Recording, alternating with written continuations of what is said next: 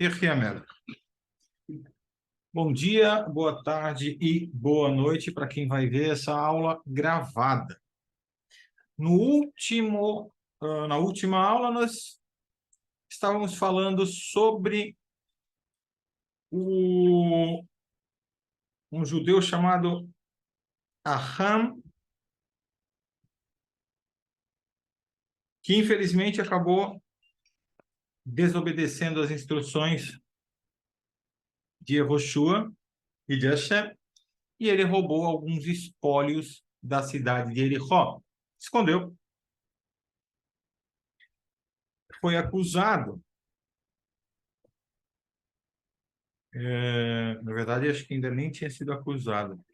A gente vai ver como foi o procedimento para se achar quem foi o responsável por esse roubo. E muito interessante que foi através de sorteio, e a gente vai ver agora. Na manhã seguinte, Yehoshua levantou-se cedo para cumprir a ordem de Hashem. Ele trouxe todos os judeus diante do Kohen Gadol, Elazar, que estava o Roshen Mishpat. O Roshen era o peitoral do Kohen Gadol, do sumo sacerdote, com as 12 pedras preciosas sobre ele. Em cada pedra preciosa, o nome de uma das Shevatim, ou seja, das tribos. Quando as tribos se alinharam em frente ao Kohen Gadol, a pedra preciosa de Yehudá ficou escura repetidamente. Quão envergonhados ficaram os membros dessa Shevet, dessa tribo. E Yehudá era, afinal de contas, a tribo da realeza e liderança.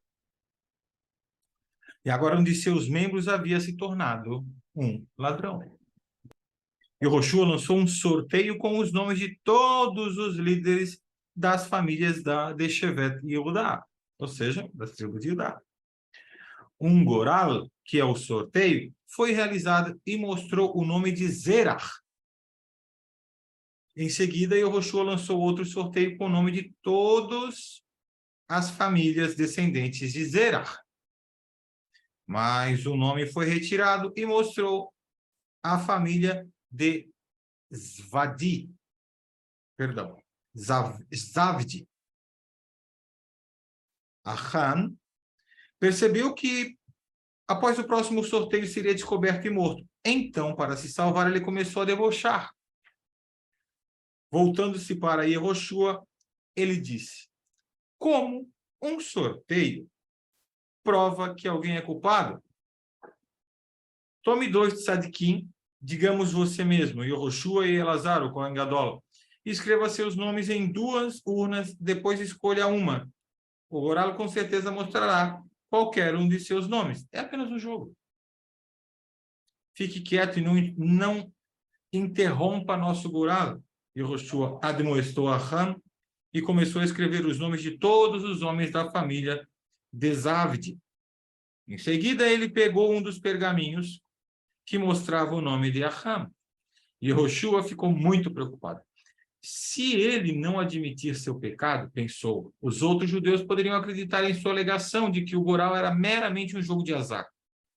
Quando chegar a hora de dividir a terra com um Goral, algumas pessoas irão reclamar que não receberam a parte justa. Eles não irão acreditar que Hashem tenha controlado os sorteios. Meu filho, Yehoshua gentilmente se dirigiu a Aham, dê a honra a Hashem, admitindo que você pecou. Conte-me tudo. Yehoshua quis dizer o seguinte, com essas palavras: quando você roubou em segredo, você agiu como se Hashem não estivesse observando. Você fingiu que Hashem não sabe sobre o seu pecado. Para fazer tchuvá, você deve fazer o oposto agora. Admitir em público que fez a coisa errada. A Torá é mais rigorosa sobre roubar em segredo do que em público.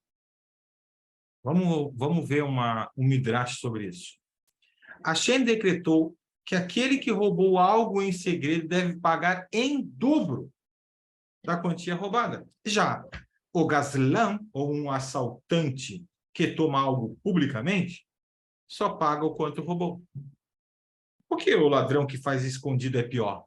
A resposta é simples, objetiva e cirúrgica.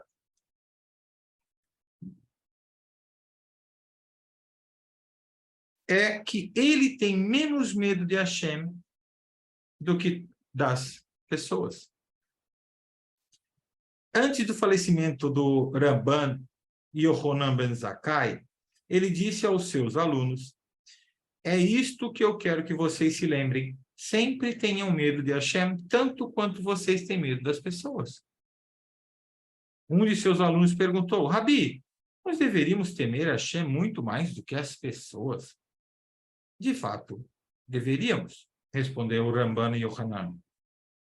Mas eu ficaria satisfeito mesmo que vocês tenham medo de Hashem tanto quanto das pessoas.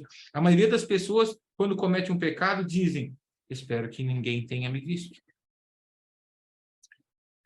Um judeu ou um Benoa deve perceber que mesmo quando não há ninguém ao seu redor, Hashem vê o que ele está fazendo. Ele deve sentir como se um grande rei estivesse sempre ao seu lado, observando-o. E ele deve agir de tal maneira que o rei fique satisfeito com tudo que ele faz. Ou seja, vivemos num Big Brother, só que o Todo-Poderoso é o que nos vigia. Então, nada que a gente faça fica oculto de Akadosh Baruch Hu. Se ele habitua a pensar em agir assim em todos os momentos, ele é realmente um monoteísta, um judeu, um Benoa que teme Hashem. Hashem fica feliz com ele. Ele alcançou um dos principais objetivos para os quais nasceu. Achan permaneceu teimoso e não quis admitir que ele havia roubado. E, de repente, ele notou que os membros da sua shevet, da sua tribo, Yehudá, tinham desembainhado as espadas em preparação para uma luta. Os homens de Yehudá estavam profundamente ressentidos de que um membro de sua shevet fosse acusado de roubo. Eles acreditavam na alegação de inocência de Achan. Tem alguém com o microfone aberto aqui que está me dando interferência.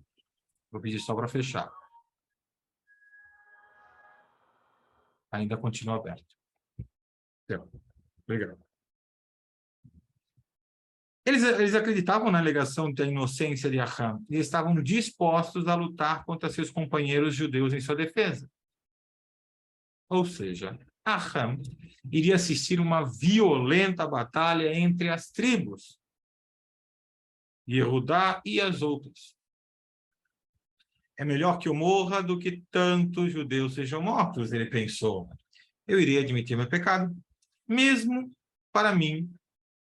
que para mim seja terrível de fazer isto.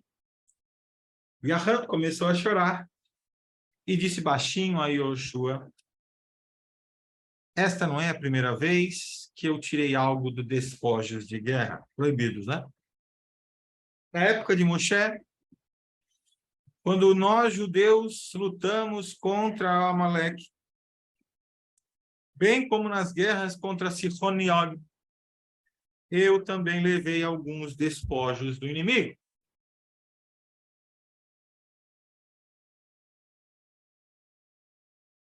Eles eram objetos de adoração de ídolos que deveriam ter sido destruídos.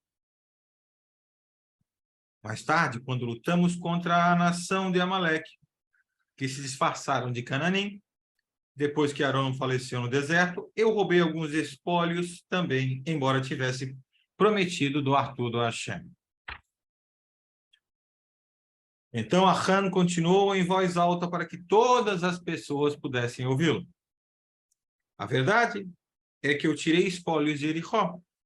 Eu peguei um belo manto real de Bavel. Também roubei 200 shekels de prata e uma barra de ouro. E eu queria muito essas coisas e eu as escondi na minha tenda.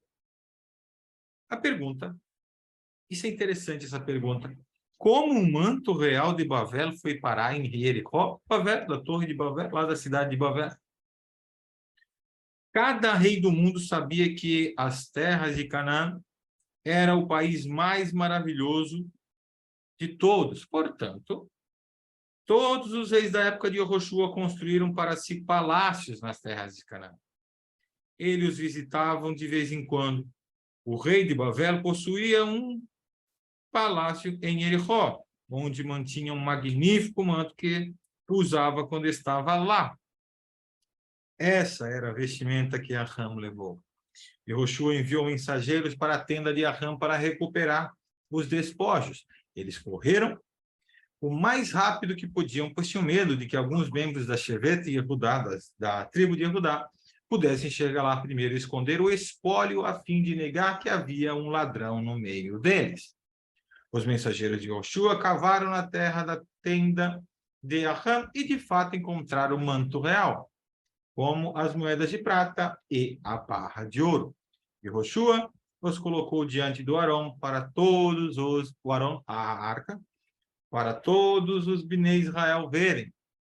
Agora todo mundo estava convencido de que o Goral, ou seja, o sorteio, era confiável. E, como tudo tem seu preço, Aham é punido. Aham recebeu duas punições. Primeiro foi apedrejado, Sequilá. Esta é a punição de um Machelel Shabbat, que é aquele que profana o Shabbat. Como Aham violou as leis de Shabbat? Como ele violou? Naquele Shabbat, Hashem permitiu que os judeus fizessem apenas as melachot, os trabalhos necessários para conquistar Jericó. Aham levou os espólios de Jericó para a sua tenda. Isto no Shabbat. É proibido levar qualquer objeto da rua para a casa de alguém. Ele também cavou um buraco no chão da sua tenda para esconder o espólio. Esta é a melachá. Esse é um dos trabalhos dos outros 38, são 39 dos outros 39 trabalhos proibidos de ser realizados no Shabat para os judeus.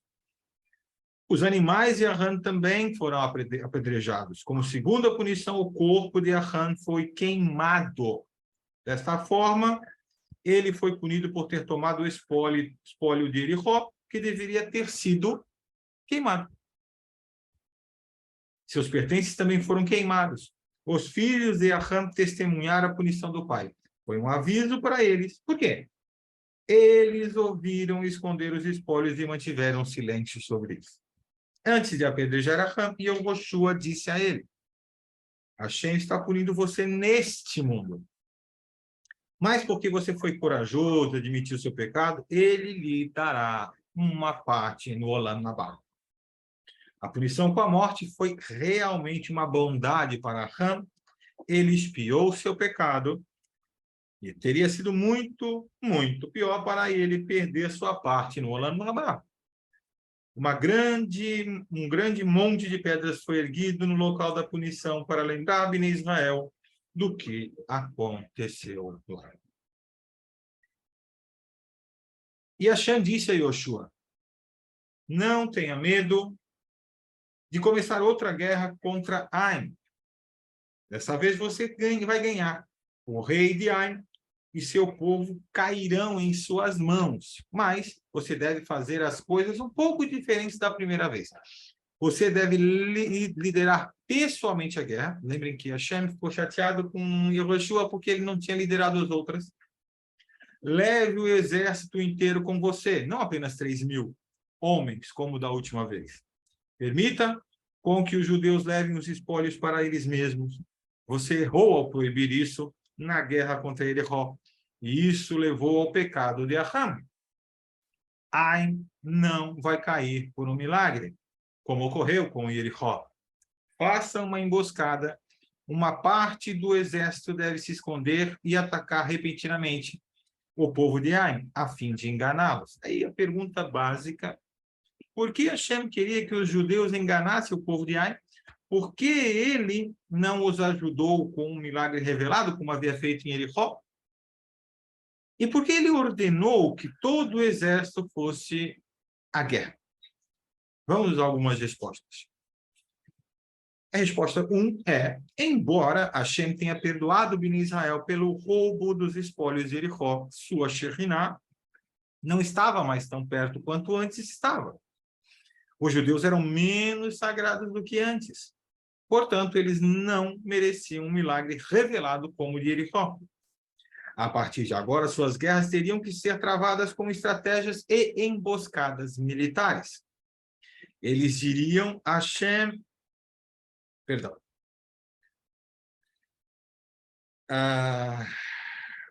E como a Shekhinah está mais perto de um grande ajuntamento de judeus, Hashem queria que todos os judeus participassem da próxima batalha, para que mais méritos tivessem com mais judeus.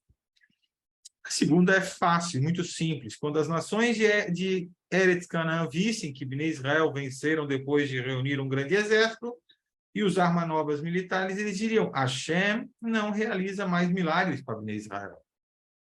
Eles lutam suas guerras como todos nós. Vamos também reunir um enorme exército e nós iremos derrotá-los.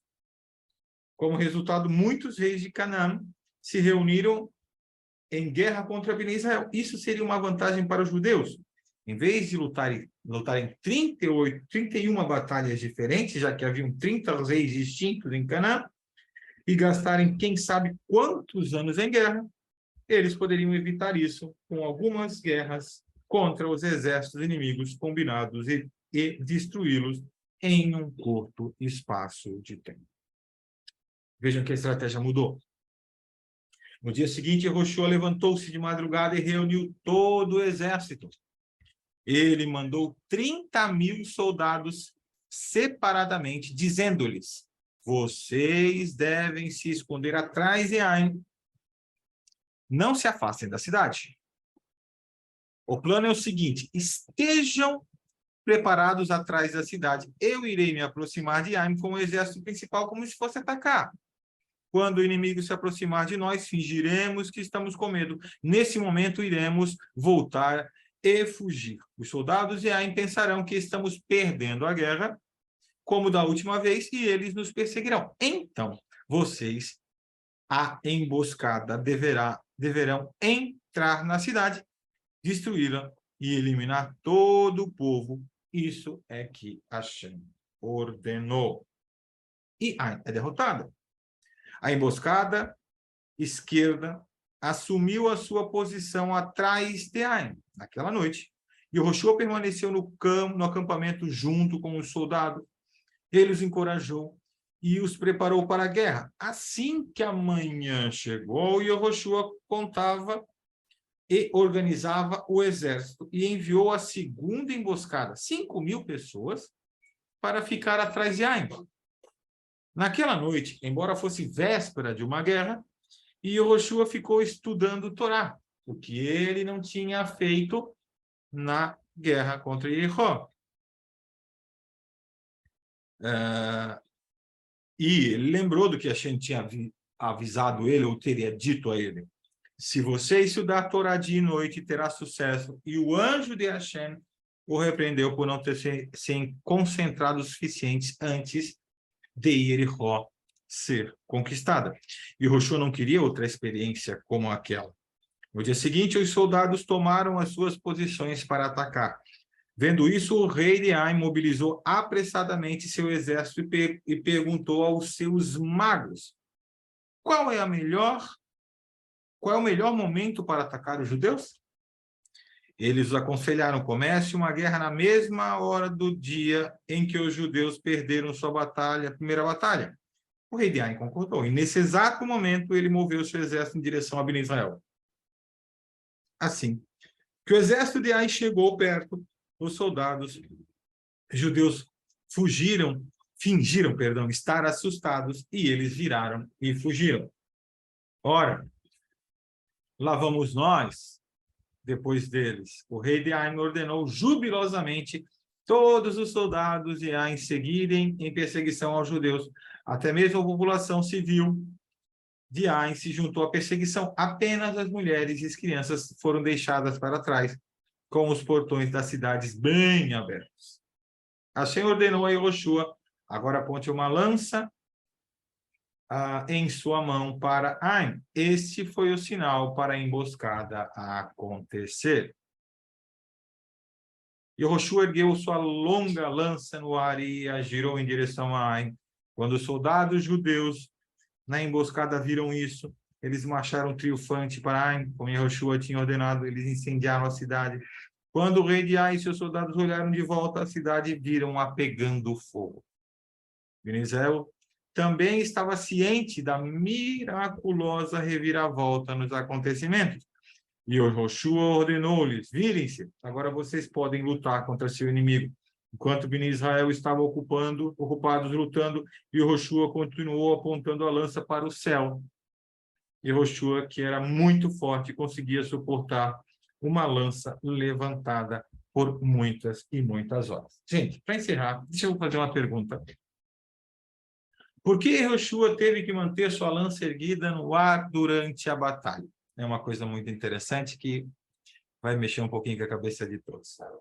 Talvez vocês se lembrem que durante a batalha contra Amaleque, Moshe levantou as mãos. Quando ele se cansou, Arão e Hur apoiaram suas mãos. Bnei Israel viram as mãos de Moshe erguidas para o céu e lembraram-se de direcionar seus corações para Hashem. Por esse mérito, eles venceram a guerra contra Amaleque. Algo semelhante ocorreu agora. Bnei Israel Bnei Israel olharam para a lança que foi levantada para o céu e perceberam que eles não estavam vencendo a guerra por causa do seu grande exército, mas apenas por causa da ajuda de Hashem. Eles rezaram e pediram para Hashem, portanto, ele os fez vencer. Próxima aula, a gente vai falar sobre o fim de Ai e de seu rei. Ok, meus amigos? Alguma pergunta? Alguma pergunta?